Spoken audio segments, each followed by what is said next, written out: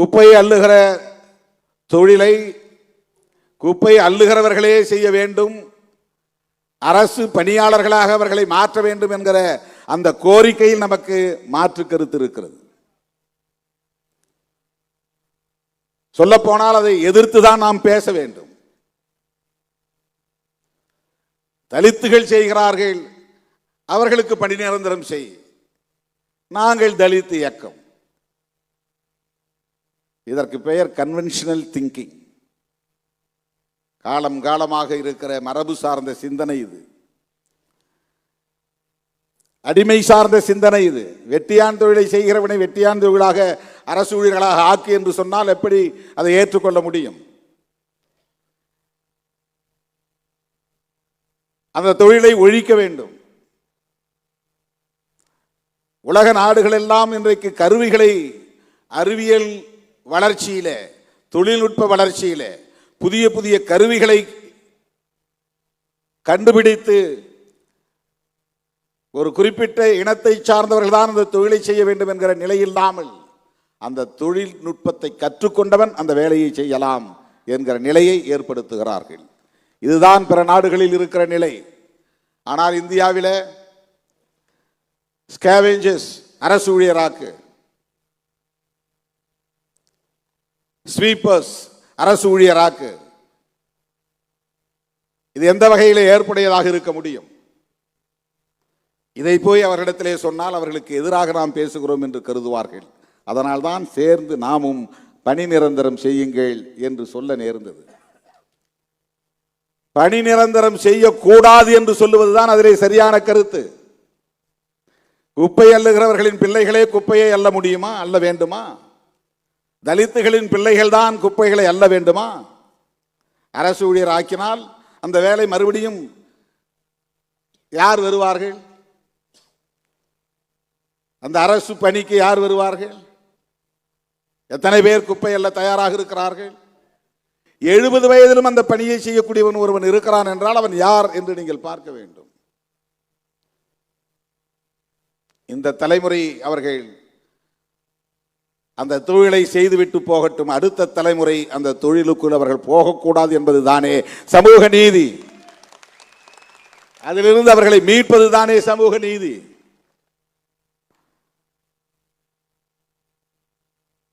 தொழில்நுட்பத்தில் வளர்ச்சியடைந்த நாடுகளுக்கு இது போன்ற சிக்கல்கள் இல்லை. எதையோ வளர்க்க துடிக்கிற இந்த ஆட்சியாளர்கள் இந்த நாட்டை உலக வல்லரசுகளில் ஒன்றாக மாற்ற வேண்டும் என்று துடிக்கிறவர்கள் இன்னும் ரயில் நிலையங்களில் கையால் மலம் மல்லுகிற மலம் மல்லும் தொழிலாளர்கள் லட்சக்கணக்கானோர் இருக்கிறார்கள். மலம் மல்லும் தொழிலாளர்கள் யார்? அவங்கெல்லாம் கஷ்டப்படுறாங்க, அதனால் அவங்களெல்லாம் அரசு ஊழியர் ஆக்குங்க, அவங்களுக்கு சம்பளத்தை கூட்டுங்க, பென்ஷன் கொடுங்க என்று நாம் சொல்ல முடியுமா? குப்பை அள்ளுகிறவர்களை அப்படியே குப்பை அள்ளட்டும், அவர்களை அரசு ஊழியர்களாக்குங்கள், அவர்களுக்கு பென்ஷன் கொடுங்கள் என்று நாம் சொல்ல முடியுமா?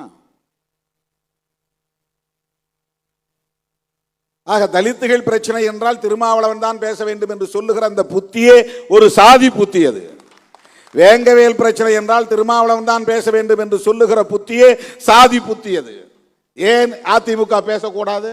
வேங்கவேல் பிரச்சனை மக்கள் பிரச்சனை இல்லையா? அதிமுகவுக்கு அதில் பொறுப்பு இல்லையா? வேற கட்சிகள் பேசக்கூடாதா? எல்லோரும் பேச வேண்டுமா இல்லையா?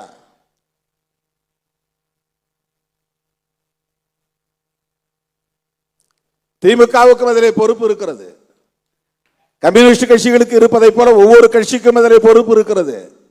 ஆனால் அதிமுக நம்மை பார்த்து அந்த கேள்வியை கேட்பதால் ஏன் அதிமுகவுக்கு அந்த பொறுப்பு இல்லை என்று நாம் கேட்கிறோம். இப்ப இந்த பிரச்சனை 13 நாள் போராட்டம் நடந்தது. முதலிலே போனது விடுதலை சிறுத்தைகள் தான். முதலிலே போன தலைவன், ஒரு கட்சியின் தலைவன் திருமாவளவன் தான். அதுக்கப்புறம் தான் எல்லாம் உள்ள வராங்க. யார் யாரோ வருகிறார்கள், அந்த பிரச்சனை பற்றி எதுவுமே தெரியாதவர்கள் வருகிறார்கள். ஒன்று திருமாவளவனை சாட வேண்டும், அல்லது திருமாவளவன் இடம்பெற்று இருக்கிற கூட்டணியை சாட வேண்டும். அதுதான் அவர்களின் நோக்கம். அவர்களுக்கு நீதி கிடைக்க வேண்டும் என்பதல்ல.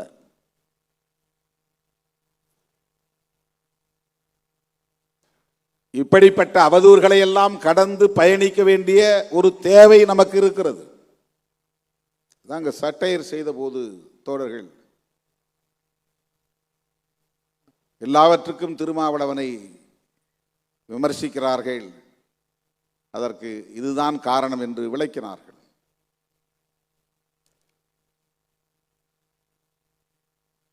நாம் கவனமாக இருக்க வேண்டும். இந்த அம்மா பேசும்போது சொன்னாங்க, இந்த கூட்டம் ஒரு அறிவு சார்ந்த கூட்டம் என்று சொன்னார். இங்கே இருக்கிற ஒவ்வொருவரும் கொள்கை புரிதலோடு இருக்கிறீர்கள் என்று சொன்னார்கள். அதுதான் நமக்கு கிடைத்திருக்கிற பெருமை. அவங்க எந்த கட்சியை சார்ந்தவர்கள் இல்லை. சொல்ல போனால் முதல் மேடை என்று சொன்னார்.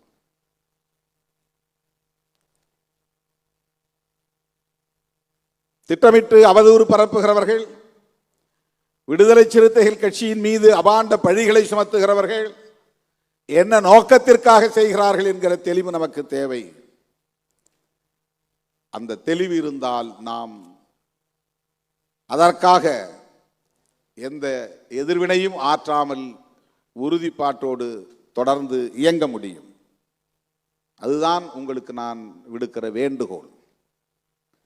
தேர்தல் நேரத்தில் நாம் எடுக்கிற முடிவுகள் எதுவாகவும் இருக்கட்டும், ஆனால் அந்த முடிவும் கூட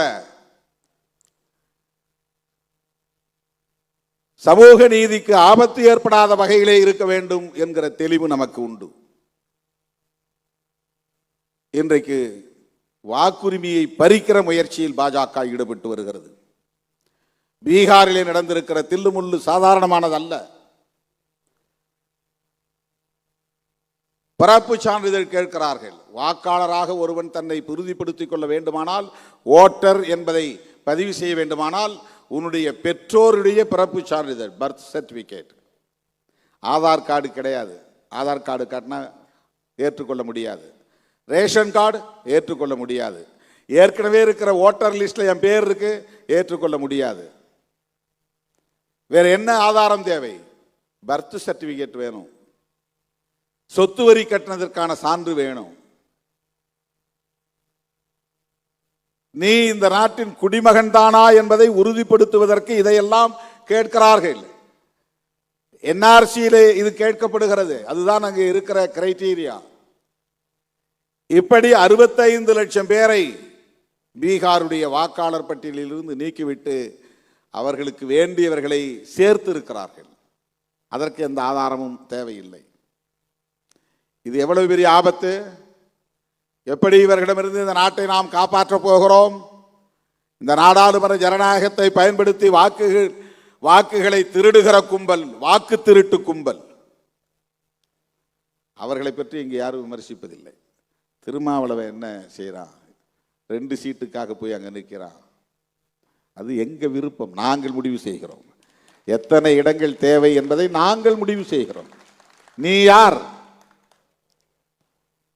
எந்த கூட்டணியிலே இடம்பெற வேண்டும் என்பதை நாங்கள் முடிவு செய்கிறோம். எங்களை பற்றிய மதிப்பீடு எங்களுக்கு தெரியும்.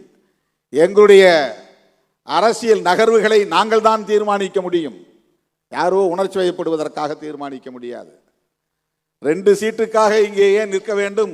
20 சீட்டு எடப்பாடி தருவார்கள் என்று யூடியூபிலே பேசுகிறார்கள். உங்களுக்கு ஏதாவது மண்டையிலே இருக்கிறதா? 20 சீட்டு கிடைக்கும் என்றால் நான் அங்கேதானே போக வேண்டும். இடம்தான் முக்கியம், பதவிதான் முக்கியம், பவிசுதான் முக்கியம், பொருளாதாரம் தான் முக்கியம், அதிகாரம் அதுதான் முக்கியம் என்று நான் முடிவெடுப்பதாக இருந்தால் 2 வேணான்ட்டு 20க்கு போகணும். நான் ஏன் போகல? ஏன் போகவில்லை? யார் என்னை தடுப்பது? யார் என்னை கட்டாயப்படுத்துவது போகக்கூடாது என்று? அப்படி யாரும் செய்ய முடியாது. அதுதான் பிரச்சனை. யாராலும் வளைக்க முடியாது, யாராலும் விலை பேச முடியாது, யாராலும் மதிப்பீடு செய்யவும் முடியாது. அதுதாங்க பிரச்சனை. நீங்க நினைக்கிற சராசரி நபர்கள் அல்ல நாங்கள்.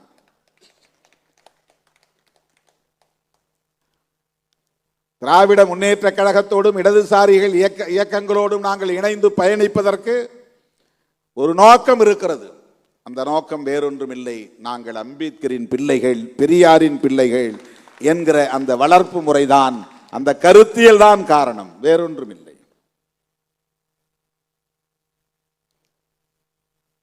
அருமை தோழர்களே, பிறந்த நாள் செய்தியாக நான் சொல்ல விரும்புவது, இந்திய அரசியலையே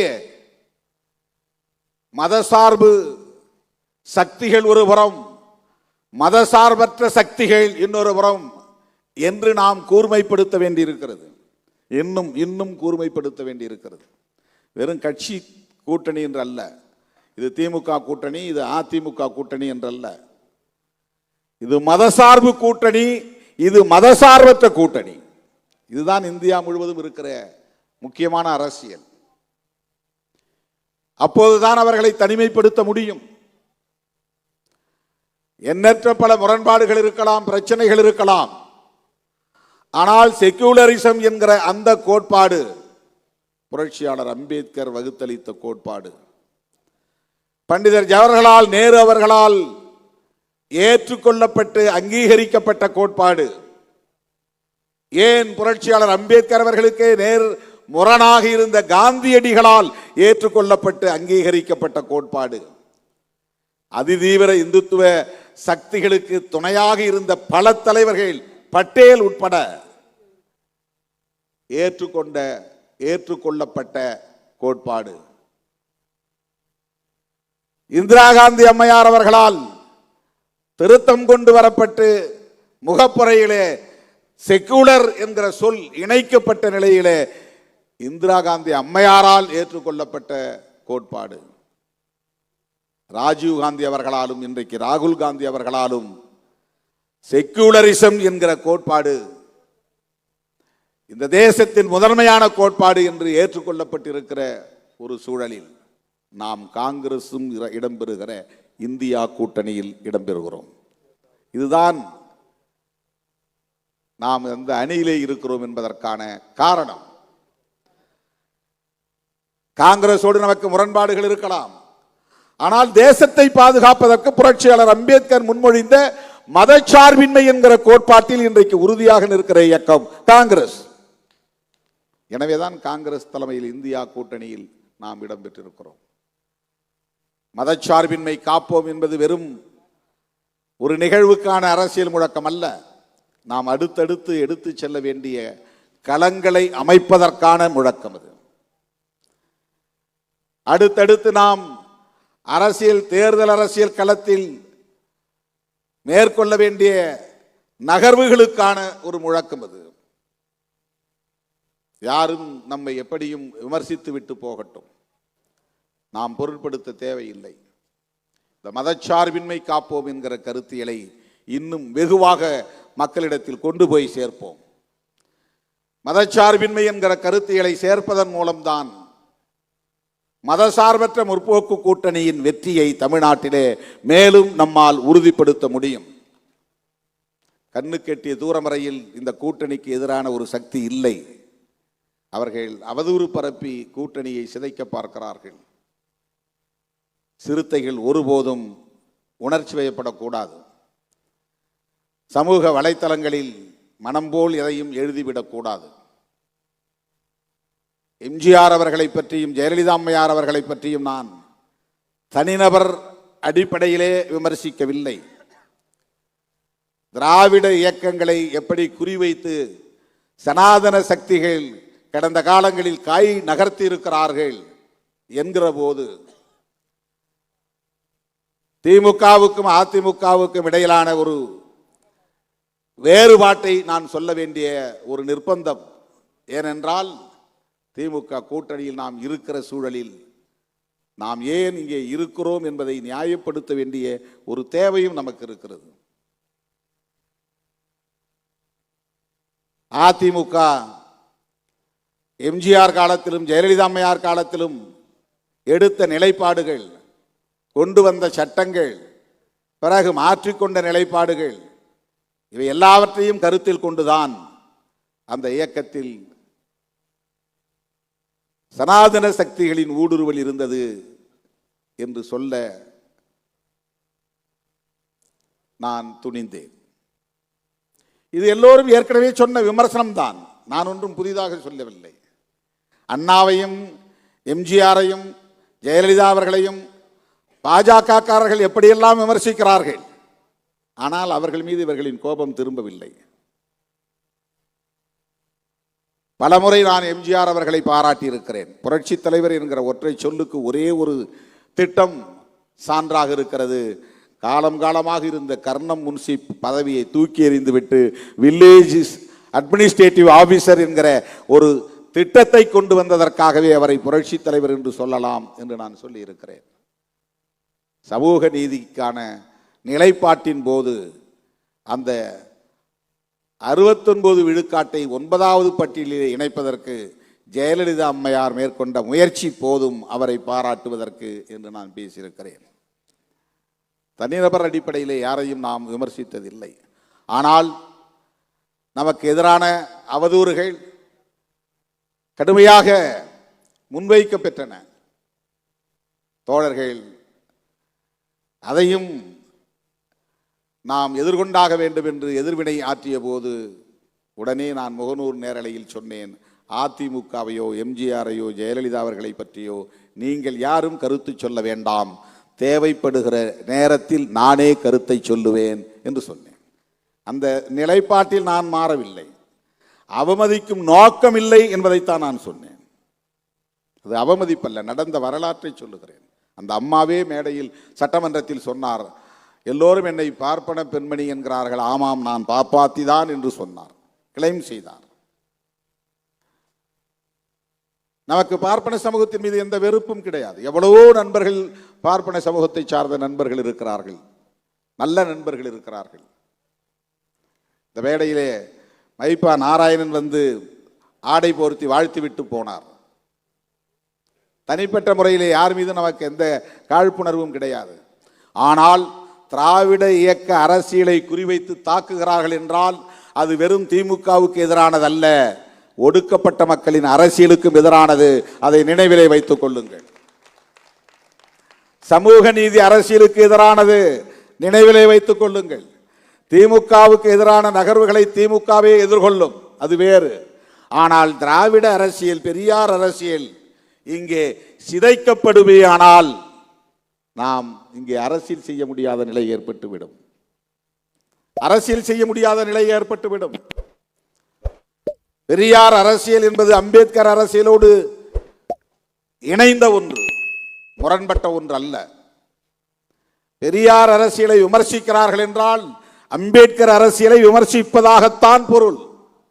திராவிட இயக்க அரசியலை விமர்சிக்கிறார்கள் என்றால் விடுதலை சிறுத்தைகளின் அரசியலையும் விமர்சிக்கிறார்கள் என்றுதான் பொருள்.